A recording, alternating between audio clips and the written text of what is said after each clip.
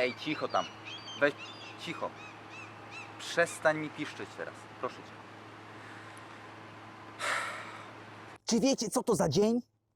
To jest dzień, w którym Przemek Pąt-Miarczyński mówi o tym, czy zmienia zawód trener na zawód zawodnik kadry olimpijskiej w klasie foil. Jaki sprzęt do foila jest teraz na topie? Co się wydarzyło na Mistrzostwach Świata foila, że się nie wydarzyło? Przemek zdradza sekrety. Mówi o niuansach przedniego i tylnego skrzydła, o rozmiarach, o kształtach, o długości masztu oraz czym jest fuzelaż. Tych wszystkich informacji dowiecie się z prawie 30-minutowego wywiadu, który przeprowadziłem z Pontem. Wierzę, że jesteście zajętymi ludźmi, możecie nie mieć aż 30 minut. W linku poniżej podzieliłem ten materiał i dałem linki do konkretnych rozdziałów naszego wywiadu, tak żebyście mogli wybrać sobie to, co właśnie Was interesuje.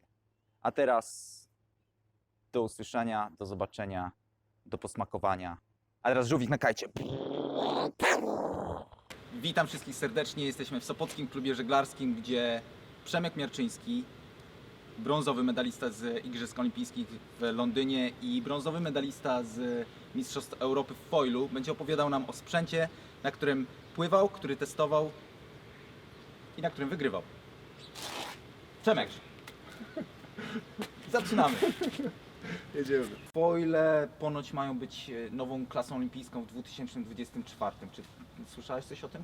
I myślę, że to jest przyszłość. Jak zdecyduje World Sailing, czy tam Międzynarodowy Komitet Olimpijski, to się okaże, no ale jesteśmy w fazie testów i w zasadzie wszyscy nastawiają się na to, że jednak w tym 2024 roku na Igrzyskach w Paryżu będzie właśnie foil. Ostrzyż zęby, bo tak zauważyłem, że kadra cały czas olimpijska polska pływa na RSX-ach. Ty zacząłeś testować sprzęt, ale jesteś jeszcze trenerem. Być może masz jakieś plany, żeby być zawodnikiem. No nie mam takich planów, raczej wolałbym to rozwiać. Raczej to jest na zasadzie takiej, że chciałbym, żebyśmy byli na czasie z tym całym sprzętem. Też mamy w Polsce dobrych producentów właśnie foili, między innymi do akatów, więc warto drążyć temat i być, tak jak powiedziałem, na czasie, trochę szpiegować gdzieś na zawodach i tak dalej. No a przy okazji się ścigać, no i mieć z tego trochę frajdy, jakąś odskocznię od tej pracy trenerskiej, bo wiesz jak to jest, sam też pracowałeś jako trener. Siedzisz na motorówce i cię roznosi, no. Jak Więc najbardziej. to jest nowa zajawka, super sprawa. Byłeś jeszcze na Mistrzostwach Świata. Co się tam stało? Nie rozegrały się w tym roku. Odbył się tylko jeden wyścig, mimo że naprawdę już na foilu w tej chwili nie potrzeba dużo wiatru do żeglowania, do latania, bo około, żebym tutaj nie przesadził, ale 7-8 węzłów to w ogóle spokojnie można pływać i to większość zawodników.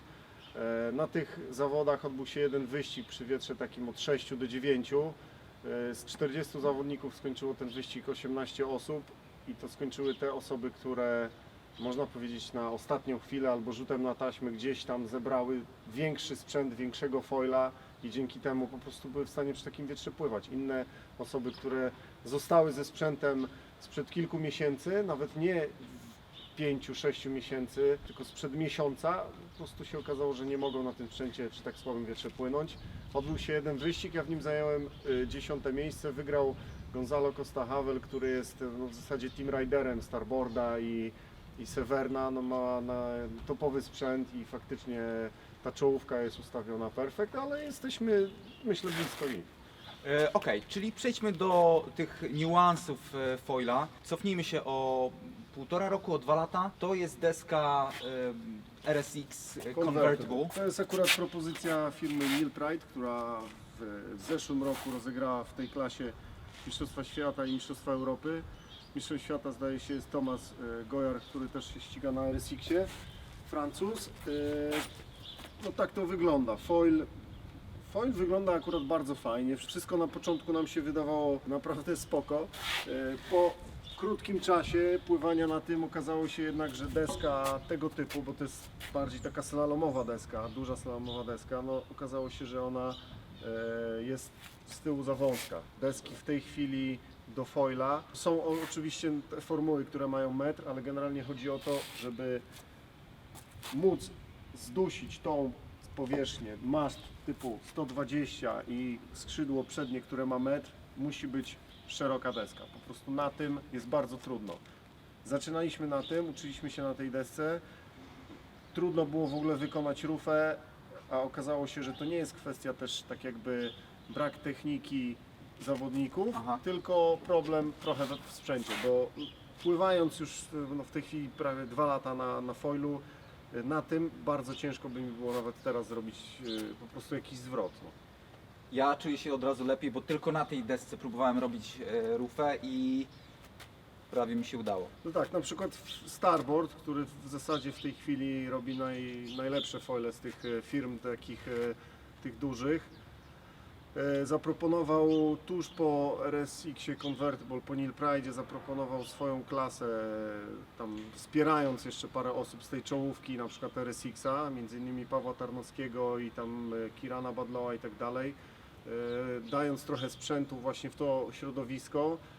Zaproponowali deskę metrową, czyli formułę no i takiego foila już bardziej profesjonalnego, na którym w zasadzie ja w tym roku się w większości zawodów ścigałem, w związku z tym byli może o pół roku później, nie rozgrywali regat w swojej klasie, ale są w tej chwili dużo bardziej do przodu, to umarło no w zasadzie po pół roku. No tutaj RSX chciał włożyć stopę w drzwi i Tak, przejść płynnie z klasy RSX w zasadzie tej teraz olimpijskiej w tego konwerta właśnie na foilu. Okej.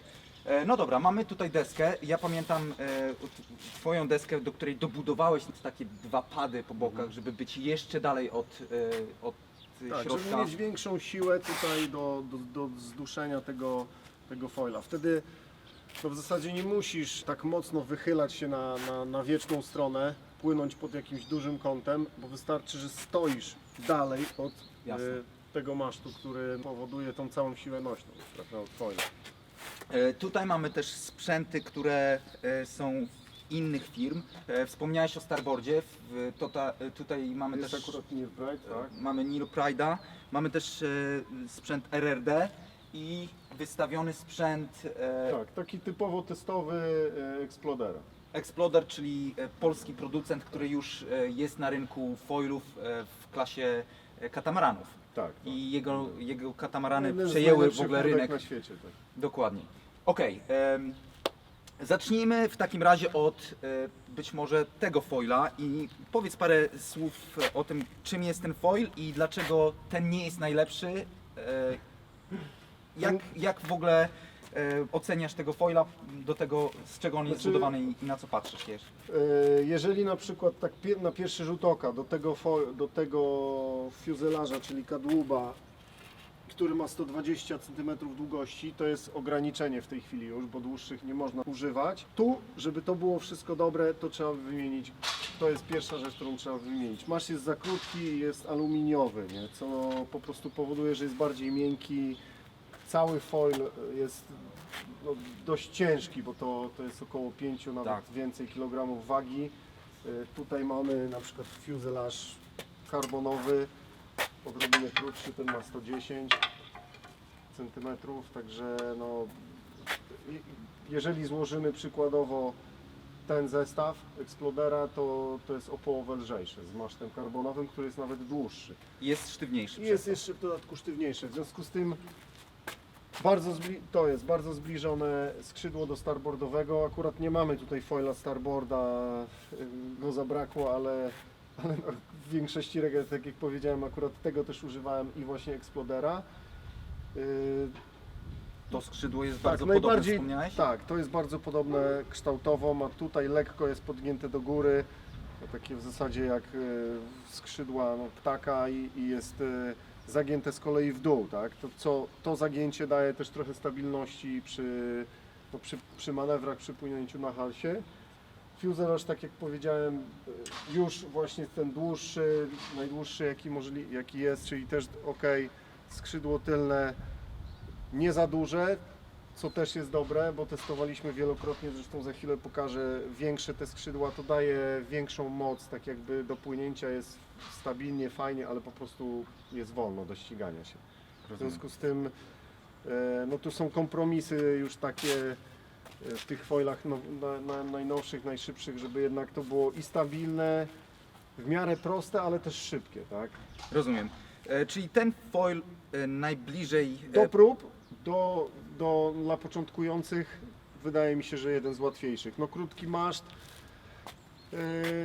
no, powoduje także to, że na płaskiej wodzie nie ma z tym problemu. Przy większej fali już będziemy uderzać o czubki fal deską, a foil, no w zasadzie żeby ten foil nie wyszedł z wody, bo w momencie kiedy skrzydło to przednie i tylne się wynurzy, no to od razu deska pikuje prosto w dół i walimy klasyczną katapę, która się kończy kasacją dziobów.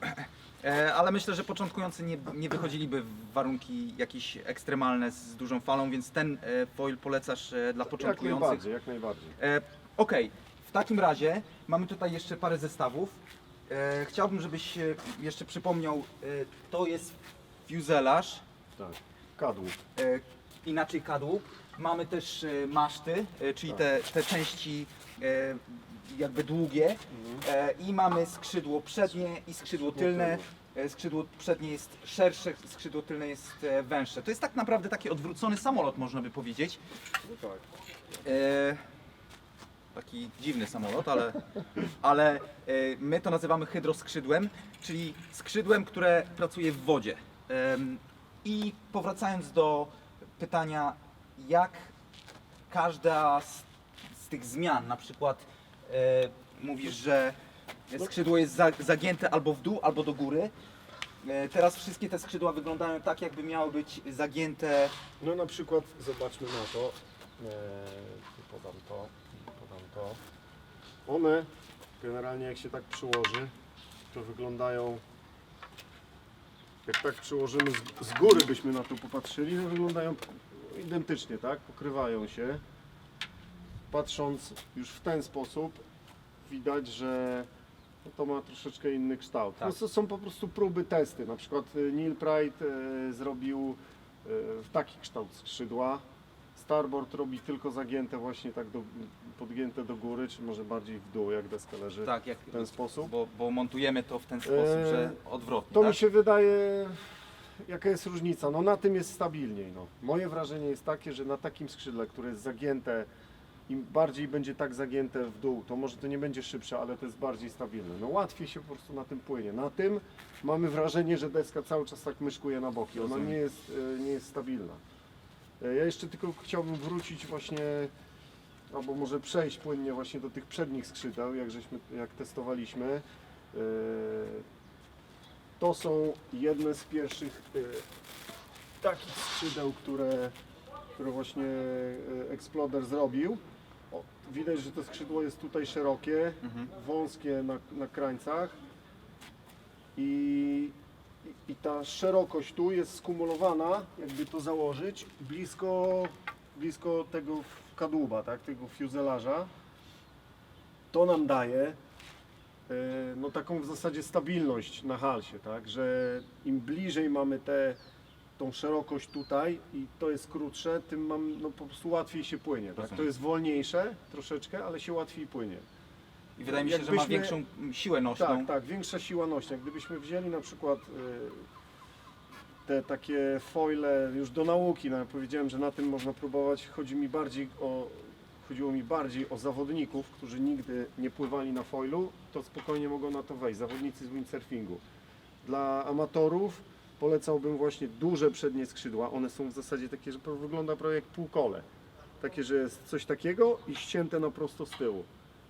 To daje bardzo dużą siłę nośną i jest stabilne i łatwo na tym zrobić zwrot i tak dalej. No. Czyli długo się utrzymuje na wodzie, nie wpada Nam na to. chodziło tutaj o osiągnięcie czegoś takiego, żeby była w zasadzie możliwość pływania przy bardzo słabym wietrze. Szukaliśmy tej mocy, żeby właśnie przy słabym wietrze pływać.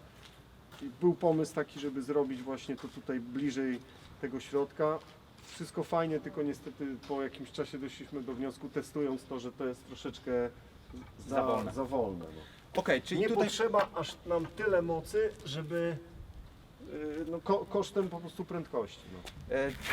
I to jest najnowszy jakby wynalazek, czy też Tak, to jest najnowszy foil właśnie Explodera. Różnica to jest jeden wcześniej, czyli to jest takie skrzydło V4, to jest nie, to jest V5, to jest V6, czyli Już 6 różnych tak, 6 modeli. różnych modeli. No tutaj widać, że jest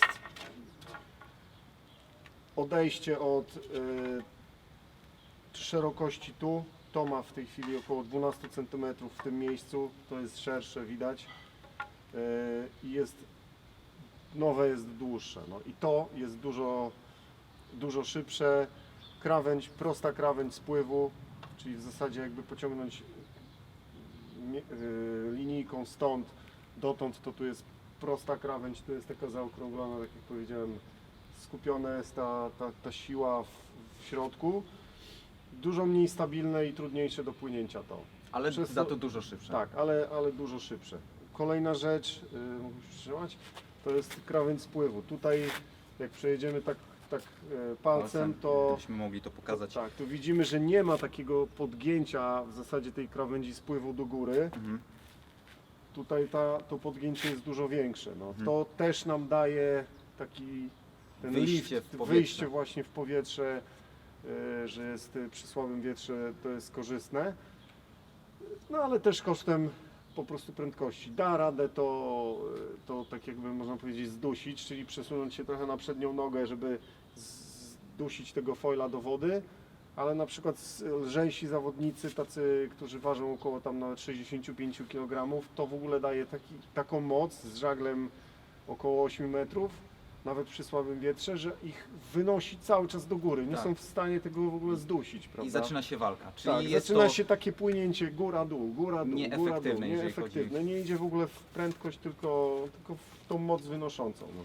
Okej, jeszcze jedno pytanie, bo w pewien Tak, sposób, Oczywiście tylne skrzydełka jeszcze. no właśnie, a propos tylnych skrzydeł, czy te same zasady działają? Czyli mamy tutaj na przykład, Podobne. Na przykład tutaj mamy, to były te same skrzydła, te dwa. Tylko, że po prostu testując na tym większym, dłuższym było za dużo mocy i zaczęliśmy je ucinać. Najpierw centymetr, potem 2 cm, to jest chyba ucięte w sumie z 5 cm po dwóch stronach. jakie są wyniki takich testów? Pierwsze odczucie od razu to jest lekko podgięte do góry, też utrata trochę stabilności, przez to, że jest płaskie skrzydło, że jest Rozumiem. praktycznie takie płaskie. Może niewiele bardziej od tego, ale jednak Wyczuwalnie. wyczuwalne to, że ta deska już zaczyna troszeczkę tak na boki myszkować i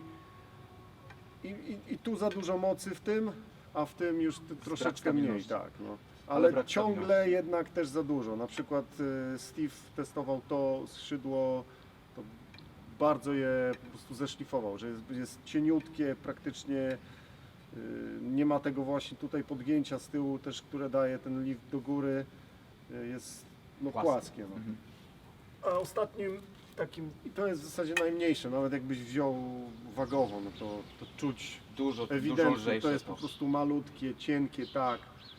No, obawy pierwsze były takie, że to po prostu musi być trochę sztywniejsze, nawet grubsze, ale żeby się nie połamało, prawda, bo są olbrzymie moce, no i to jest w zasadzie już cienkie, też właśnie mocno podgięte, więc fajna taka stabilność, ale co w nowych już tych będziemy robić, to po prostu ta krawędź, podobnie jak w przednim, będzie prosta stąd dotąd. Co zdejmie ten cały lift, który jest tutaj na tym podgięciu i prawdopodobnie to przyspieszy. No. Rozumiem. Okej, czyli znowuż było ileś tam różnych modeli, które przetestowałeś, super. I to wszystko jakby wygląda w taki sposób, że te skrzydła mają być jak skrzydła ptaka. Tak, Czyli- tak. Są też oczywiście proste, no tak jak to, tylko że to wszystko powoduje jakąś tam Destabilizację w locie. dyskomfort, no może tak. No. Okej. Oczywiście najlepiej, jeżeli nie ma z tym problemu, jeżeli mamy płaską wodę, jakiś równy wiatr i tak dalej, ale po ostatnich na przykład zawodach na Sylcie, gdzie Magol też Maciek Rutkowski startował na tym właśnie na skrzydle, które żeśmy razem tam wytestowali jeszcze z Mariuszem Golińskim i z moim bratem. Jerryn.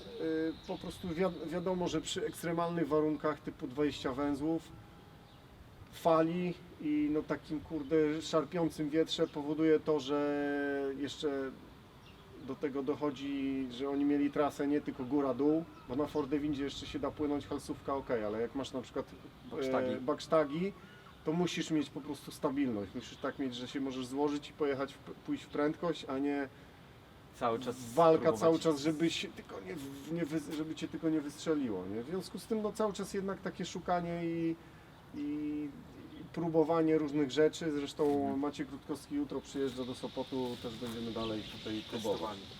To są maszty. Ale też są różne, ten tu mamy 85, dla początkujących lepszy, krótszy, potem już to idzie w długość. Akurat tak proporcjonalnie Okej, w czyli miarę. dłuższy maszt. Co to daje? Podstawowa rzecz to przy fali. No. Na fali. Ja pływałem na tym maszcie w Sopocie przy dużej fali, stosunkowo dużej, taka jaka tutaj może być. Dla niektórych duża, dla innych nie jest taka duża. Łatwiej na dużym maszcie. To co powiedziałem tam, płyniemy nie wiem, metrowej fali, czy tam 1,5 metrowej fali, od dołu fali do góry, prawda? I na 1,5 metrowej fali, no to każdy sobie może wyobrazić, jedziemy na tym maszcie, jedziemy praktycznie cały czas nad falami i ten dół, te skrzydła dolne i kadłub nie wychodzą w ogóle z wody, prawda? Nie tracimy w ogóle jakiejś stabilności, unikamy wywrotek. I teraz będzie pytanie, które w zasadzie też jestem ciekaw opinii Maćka Rutkowskiego właśnie po Sylcie, gdzie było trochę fali, na ile dłuższy maszt, który jest trochę wolniejszy, bo Ma im większy opór. dłuższe to jest większy opór, bo jednak tego więcej w wodzie jedzie.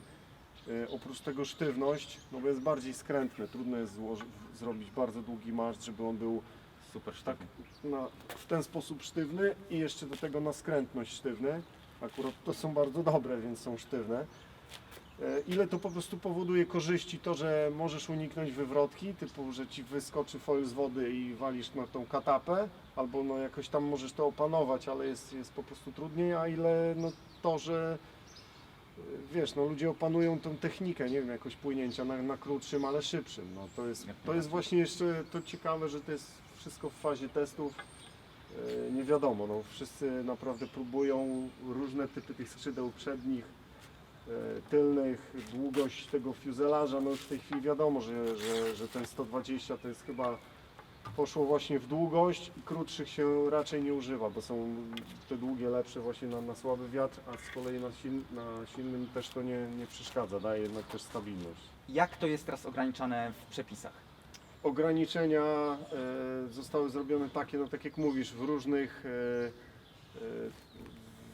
w zasadzie klasach, no czyli w PWA wiadomo na przykład, że deska nie może być szersza niż 91 cm, fuzelaż 120 cm, przednie skrzydło nie może mieć więcej niż metr. Czyli Okej. to są na razie takie ograniczenia. W tym PWA? można sobie kombinować. Czyli Professional Windsurfing Association. Tak, zgadza się. Jeśli chodzi o klasę Formuła, czyli Formuła Foil, no to jest podobnie. No, 120 cm fuzel, metrowe skrzydło, z tym, że deska, no, tak jak do Formuły najlepsza, czyli metrowa. Tam jest ograniczenie do metra. Masztu chyba jeszcze nie ma ograniczenia. Jest tak jakby na razie... Ograniczenie w zasadzie się samo stworzyło, no bo ludzie, którzy próbowali długie maszty, takie 120, a nawet czasami dłuższe, okazało się, że są po prostu wolniejsze na razie. Bo technologicznie jest to trudne do wykonania. No i zostało, że się maszty używa od 93 do około tam 100 cm długości. No i open foil, która możesz używać wszystkiego. Fajnie, że taka klasa jest, bo to jak ktoś coś zrobi, no to może też po Przetestować prostu to. przetestować i sprawdzić, czy właśnie jakaś deska w innym kształcie, którą ktoś sobie wyprodukował w garażu, będzie szybsza od tej typowej takiej właśnie formuły windsurfing z foilem włożonym, lub na przykład zrobi, nie wiem, no, przykładowo dwumetrowe przednie skrzydło, prawda? Teraz mamy metrowe, a ktoś zrobi dwumetrowe. Pytanie, czy to na przykład będzie można płynąć wtedy przy 4 węzłach wiatru na tym foilu już bardzo wolno, ale jednak będzie można. No to są takie... Czyli to jest takie laboratorium do eksperymentów, Tak, jaki tak. sprzęt zupełnie spoza Tak. pudełka można wykorzystać w zawodach. Oczywiście no, głównie producenci są skupieni jednak na PWA i Formuła Foil, no, czyli jednak w tych ograniczeniach robią. No. Myślę, że mało kto będzie, jeszcze producenci desek to ok, ale mało kto będzie wchodził w takie szersze skrzydła i tak dalej. No. A to jest związane z tym, że coraz bliżej są te igrzyska w 2024 i już teraz Tak. producenci muszą zaproponować sprzęt, który ewentualnie miałby być wykorzystany na igrzyskach w 2024 w Paryżu. Także propozycja Starboarda sprzed pół roku z skrzydłem 800 cm2, no już widać, że to jeśli chodzi o igrzyska, to będą raczej większe powierzchnie, typu właśnie 900, może nawet 1000 cm2, tak aby przy słabszym wietrze można było po prostu pływać, rozegrać wyścigi. No i jeszcze kwestia żagli. Neil Pride z konwertem zaproponował żagiel 7.8, ewidentnie za mały. Starboard i Severn w zasadzie dali żagiel 8.6, taki slalomowy żagiel. Jeszcze wtedy nie było tych takich typowo foilowych żagli, które mają troszeczkę też inny kształt. A w tej chwili wiadomo, że no bez 10-metrowego żagla przy słabym wietrze no nie ma szans, więc tak. I też w PWA jest ograniczenie do 10-metrowych żagli. No, zresztą w formule foil zdaje się, tak, akurat do końca nie wiem. Ale no, wielkość żagla powoduje też ciężar, który Cię jednak przykleja do wody. W związku z tym też gdzieś podejrzewam, że w okolicach 10 metrów, jak się da zrobić bardzo lekki żagiel, to będzie lepiej niż na przykład 11-12 metrowy, który już nie będzie mógł być tak lekki. Super, Pont. Ogromne dzięki. Nie ma Myślę, że sprawy. ta cała wiedza i to, że się z tym dzielisz, to jest w ogóle pełen szacun dla Ciebie. No i liczymy, że tudzież ja będę trzymał kciuki za fajne starty w przyszłym roku. Jestem Twoim kibicem. Dzięki wielkie. No ja zapraszam wszystkich do zawodników, którzy jeszcze nie spróbowali, żeby zaczęli próbować, a najlepszym sprawdzianem będą Mistrzostwa Świata, które właśnie w Formule Foil odbędą się w Pucku w przyszłym roku, na przełomie czerwca i lipca. W związku z tym no być może pierwszy w historii Mistrz Świata w Formule Foil będzie właśnie Przemek Miarczyński! mam nadzieję, że z Polski, ale że na zawodach rozegranych w Polsce, no bo te w Portugalii się niestety nie odbyły. Okej, super. Dzięki. Dzięki wielkie. Trzymaj Do się. zobaczenia. Hej. Się ostatnio trochę zapuściłem. Stanąłem na wagę po Chorwacji 88,900. Nie. Nagrywasz? Nie. Dobra.